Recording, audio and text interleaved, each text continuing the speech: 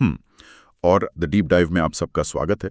1924 में जब रविंद्रनाथ टैगोर अर्जेंटीना गए तो उन्होंने लिखा था कि वो उस महाद्वीप से एक गहरा आध्यात्मिक जुड़ाव महसूस कर रहे हैं। लेकिन भारत और लैटिन अमेरिका के बीच की दूरी बहुत ज्यादा है और आज 100 साल बाद भी वो दूरी काफी हद तक बनी हुई है। बिल्कुल।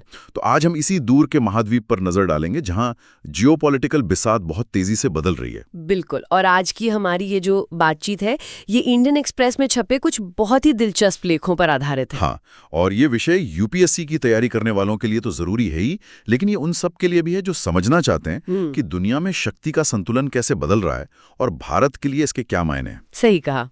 तो आज हम दो बड़े सवालों के जवाब ढूंढने की कोशिश करेंगे। पहला, वेनेजुएला में राष्ट्रपति मादुरो के बाद जो हो रहा है उससे भारत के लिए मौके कैसे बन रहे हैं। और दूसरा, ट्रंप अचानक कोलंबिया, क्यूबा और मेक्सिको को धमकियां क्यों दे रहे हैं। इन दोनों कहानियों को जोड़कर हम समझने की कोशिश करेंगे कि लैटिन अमेरिका में आखिर चल क्या रहा है। जरूर। तो चलिए शुरू करते हैं वेनेजुएला से।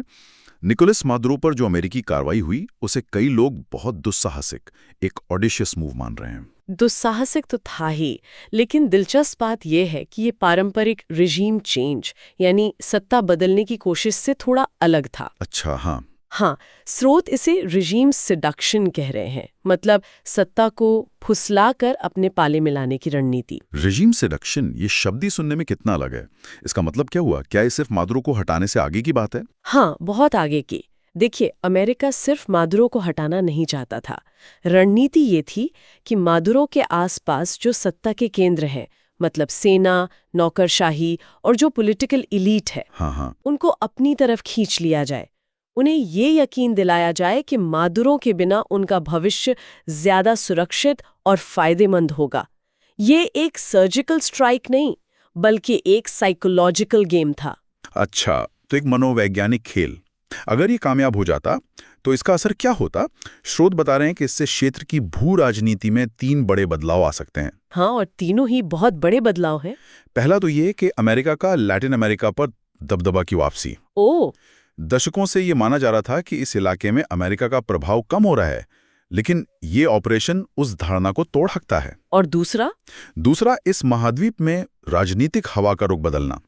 लैटिन अमेरिका पिछले कुछ समय से लेफ्ट विंग पॉपुलिज्म का गढ़ रहा है, लेकिन इस घटना से दक्षिणपंथी ताकतों को और बल मिल सकता है। और तीसरा बदलाव, वो शायद सबसे अहम है ना? बिल्कुल।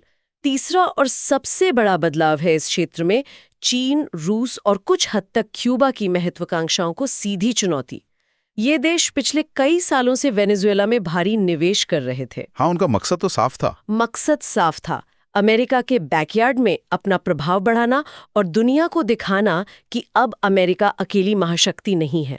ये ऑपरेशन सीधे तौर पर उनके इस प्रोजेक्ट पर हमला है। इस पूरी उथल-पुथल पर भारत की जो प्रतिक्रिया थी वो बड़ी दिलचस्प रही। हमारे ब्रिक्स पार्टनर रूस और चीन ने तो अमेरिका की कड़ी निंदा की। हाँ, उन्होंने तो बहुत कड़े बयान दिए। पर भारत का बयान बहुत ही नपातुला और संयमित था। ऐसा क्यों? ये आज के भारत की विदेश नीति का, मतलब फॉरेन पॉलिसी का एक बड़ा उदाहरण है। शीत युद्ध के समय भारत शायद ऐसी किसी भी पश्चिमी कार्रवाई की खुलकर आलोचना बिल्कुल करता। इसके खिलाफ मॉरल लेक्चर देने से बचता है। हमने यही रुख 2022 में यूक्रेन पर रूसी हमले के समय देखा था और ईरान पर अमेरिकी इजरायली हमलों की आशंका के समय भी। लेकिन क्या इसमें एक तरह का विरोधाभास नहीं है? मतलब एक तरफ हम इंटरनेशनल रूल्स बेस्ड ऑर्डर की बात करते हैं और दूसरी तरफ जब हमारे पार्टनर नियम तोड़ते हैं तो हम चुप रहते हैं। ये एक बहुत ही जायज सवाल है। देखिए, दिल्ली अब अंतर्राष्ट्रीय कानून के जादुई ताकतों पर भोला विश्वास नहीं रखती। भारत की विदेश नीति अब ज्यादा यथार्थवादी, मतलब प्रैग्मेटिक हो गई है। भारत अंतर्राष्ट्रीय मानदंडों और संप्रभुता के उल्लंघन की बात जोर शोर से तब करता है जब चीन ऐसा करता है। हाँ, क्योंकि वो हमें सीधे तौर पर प्रभावित करता है। कारण साफ है, भारत खुद चीन के विस्तारवाद का शिकार है। हमारी उत्तरी सीमाओं पर जो हो रहा है वो इसका सीधा सबूत है। वेनेजुएला इसके ठीक उलट भारत की मुख्य स्ट्रेटेजिक चिंताओं से बहुत दूर है, इसलिए वहां हम ज्यादा व्यवहारिक रुख अपनाते हैं। और शायद इस संयम की एक और वजह यह भी है कि लैटिन अमेरिका में हमारा कुछ ज्यादा दांव पर लगा ही नहीं। हमारी मौजूदगी वहां बहुत सीमित है। आपने बिल्कुल सही पकड़ा। देखिए, ये क्षेत्र खुद कितना बटा हुआ है। ब्राजील के वामपंथी राष्ट्रपति लूला डा सिल्वा ने अमेरिकी ऑपरेशन की निंदा की। लेकिन ब्राजील के ही दक्षिणपंथी दलों और लैटिन अमेरिका के कई दूसरे देशों ने मदुरो के हटने का स्वागत किया। इस क्षेत्र में एकता है ही नहीं। और जहां तक भारत की बात है तो हमारी गैर मौजूदगी का फायदा ही रूस और चीन ने उठाया है। उन्होंने उस खाली जगह को भरा है। यहीं पर एक और दिलचस्प बात सामने आती है। भारत भी रूस और चीन की तरह मल्टीपोलर वर्ल्ड यानी बहुध्रुवीय विश्व की वकालत करता है। तो फिर हम वेनेजुएला में उनके साथ क्यों नहीं खड़े हुए? ये एक बहुत जरूरी न्यूआंस है जिसे समझना होगा। जब भारत मल्टीपोलर वर्ल्ड की बात करता है तो वो रूस और चीन के अमेरिका विरोधी एजेंडे का समर्थन नहीं कर रहा होता। दिल्ली का असली फोकस हमेशा मल्टीपोलर एशिया बनाने पर रहा है। ये तो बहुत बड़ा अंतर है। मतलब जब हम मल्टीपोलर वर्ल्ड की बात सुनते हैं तो भारत के लिए इसका मतलब पूरी दुनिया में अमेरिका का विरोध करना नहीं, बल्कि सिर्फ एशिया में चीन के दबदबे को रोकना है। ये तो पूरी रणनीति को एक नए नजरिए से देखने जैसा है। बिल्कुल। और एशिया में चीन को संतुलित करने के लिए अमेरिका भारत का सबसे महत्वपूर्ण पार्टनर है। इसलिए दिल्ली ऐसा कोई कदम नहीं उठाना चाहती जिससे वॉशिंगटन के साथ उसके रिश्ते खराब हों, खासकर एक ऐसे मुद्दे पर जो उसकी प्राथमिकताओं में बहुत नीचे है। तो क्या भारत को लैटिन अमेरिका को ऐसे ही दूर के तमाशे की तरह देखते रहना चाहिए? शायद नहीं, क्योंकि आंकड़े कुछ और ही कहानी कहते हैं। लैटिन अमेरिका की कुल अर्थव्यवस्था लगभग $5.5 ट्रिलियन की है और आबादी 65 करोड़ से ज्यादा। और इन विशाल आंकड़ों के सामने भारत का व्यापार देखिए, सिर्फ $45 बिलियन। सिर्फ $45 बिलियन। और चीन का 500 बिलियन। यह अंतर तो जमीन आसमान का है। इसका मतलब है कि हमने इस रेस में हिस्सा ही नहीं लिया है। बात यहीं खत्म नहीं होती। सिंगापुर जैसा एक छोटा सा देश लैटिन अमेरिका के साथ लगभग उतना ही व्यापार करता है जितना पूरा भारत करता है। ये दिखाता है कि हमने आर्थिक रूप से इस क्षेत्र को कितनी बुरी तरह नजरअंदाज किया है। लेकिन अब शायद हालात बदलने वाले हैं। हाँ, शायद। और वो बदलाव आएगा ट्रंप के एक पुराने सिद्धांत को फिर से जिंदा करने से, मनरो सिद्धांत या मनरो डॉक्ट्रीन। ये क्या है? तो ये मनरो सिद्धांत एक तरह से 19वीं सदी का अमेरिका का अपने पड़ोस पर ये मेरा इलाका है वाला दावा है। अच्छा। इसका मूल विचार ये था कि किसी भी बाहरी शक्ति को पश्चिमी गोलार्ध में दखल देने का अधिकार नहीं है। और अब ट्रंप इसे चीन को बाहर रखने के लिए फिर से इस्तेमाल कर रहे हैं। एकदम सही।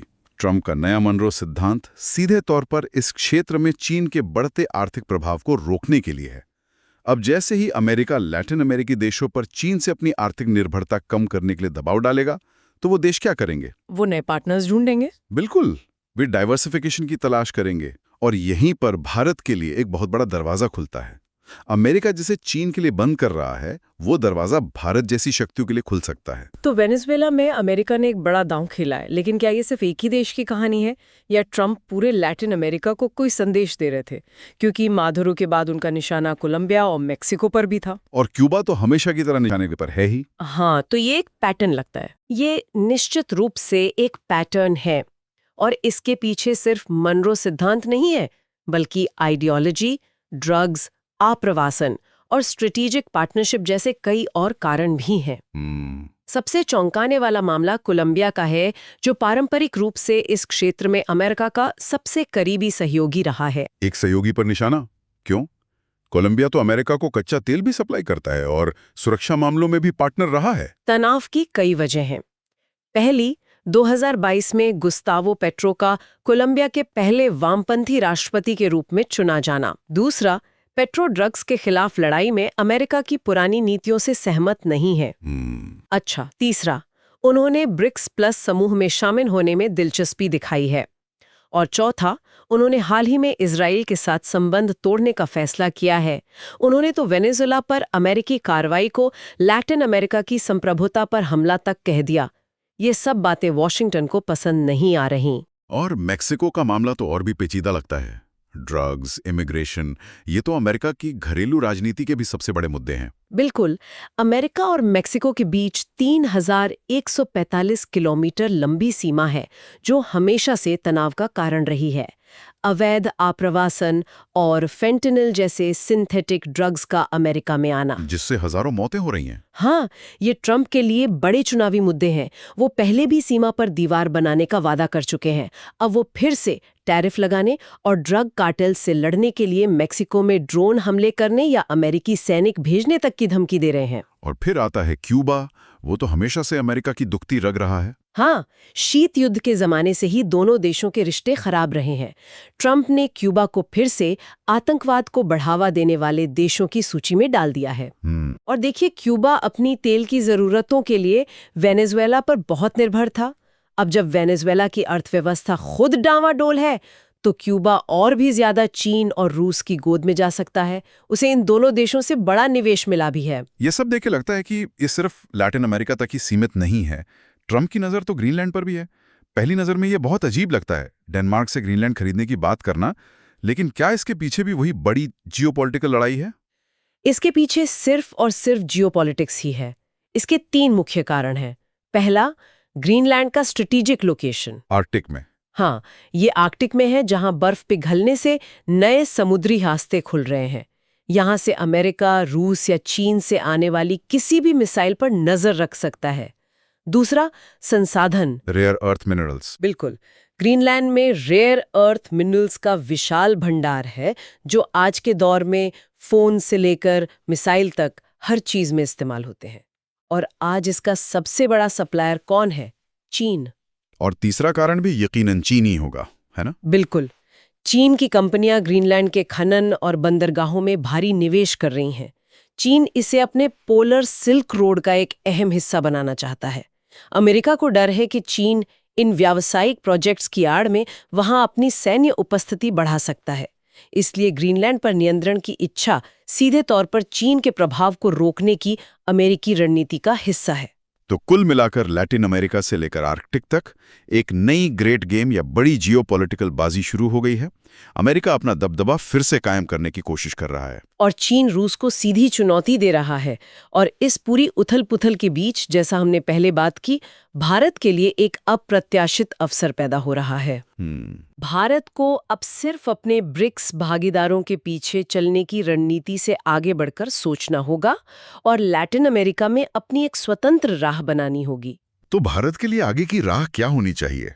स्रोत कहते हैं कि 3 चीजों की जरूरत है: लगातार राजनीतिक ध्यान, लक्षित व्यापार कूटनीति और इस क्षेत्र को उसकी अपनी शर्तों पर समझने की एक गंभीर कोशिश।